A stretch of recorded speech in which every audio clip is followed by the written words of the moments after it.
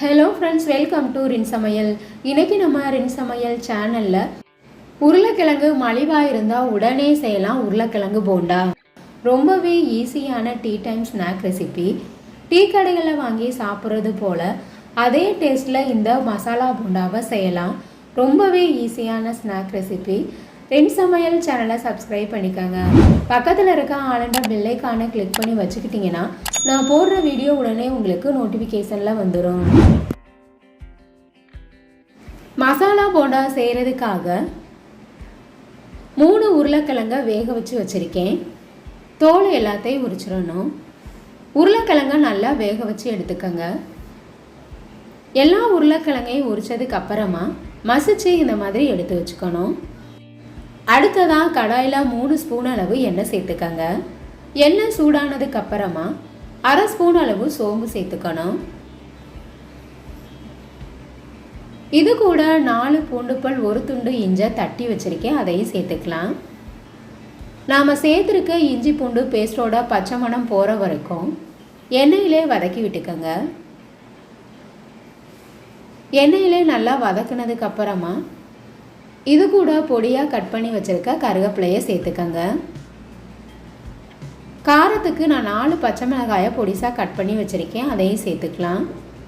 காரத்துக்கு தகுந்த மாதிரி கூடவோ குறையவோ பச்சை மிளகாய் சேர்த்துக்கங்க. பெரிய வெங்காயத்தை பொடிசாக கட் பண்ணி வச்சுருக்கேன், அதையும் சேர்த்துக்கலாம். ஒரு பெரிய வெங்காயத்தை பொடிசாக கட் பண்ணி வச்சுருக்கேன். நம்ம சேர்த்துருக்க எல்லா பொருட்களையும் எண்ணெயிலே வதக்கி விட்டுக்கோங்க. இது கூட 1/4 ஸ்பூன் அளவு மஞ்சள் தூள் சேர்த்துக்கணும். வெங்காயம் சீக்கிரம் வதங்குறதுக்காக கொஞ்சமாக உப்பு சேர்த்துக்கங்க. எல்லாத்தையும் நல்லா கலந்து விட்டுறணும். நாம் சேர்த்துருக்க வெங்காயம் லைட்டாக வதங்கிருச்சு.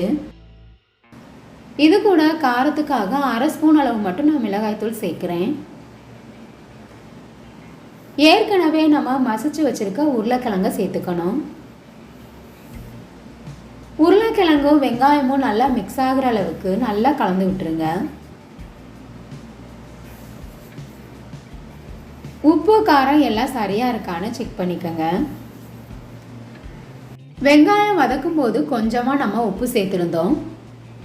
இப்போ உருளைக்கிழங்கு சேர்த்துருக்கனால சரியான அளவு உப்பு சேர்த்துக்கங்க. கடைசியாக இது கூட 1 கொத்து கொத்தமல்லி இலைகளை பொடிசாக கட் பண்ணிவிட்டு சேர்த்துக்கணும். நாம் சேர்த்துருக்க எல்லா பொருட்களையும் நல்லா கலந்து விட்டுருங்க. இப்போ நமக்கு மசாலா போண்டா செய்கிறதுக்கு ஸ்டஃபிங் ரெடி ஆயிடுச்சு.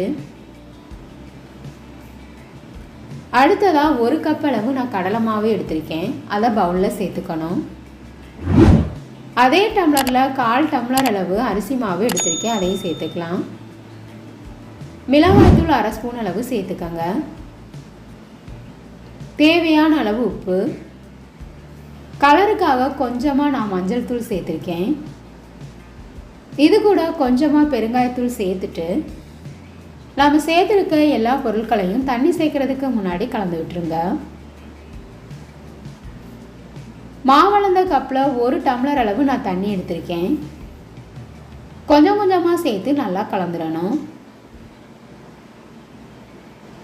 கட்டிகள் இல்லாமல் மாவை கரைச்சி எடுத்துக்கங்க.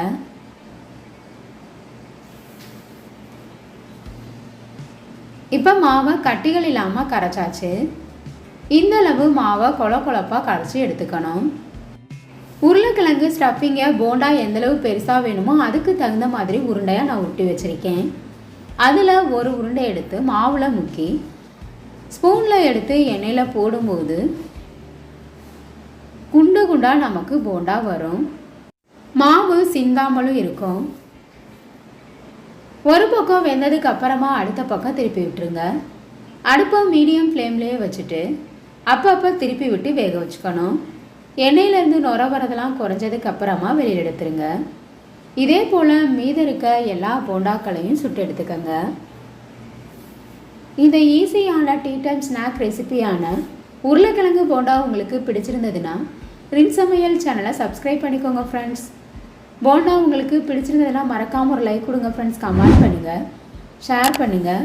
பக்கத்தில் இருக்க ஆளுண்ட பெல்லைக்கான கிளிக் பண்ணி வச்சுக்கிட்டிங்கன்னா நான் போடுற வீடியோ உடனே நோட்டிஃபிகேஷனில் வந்துடும்.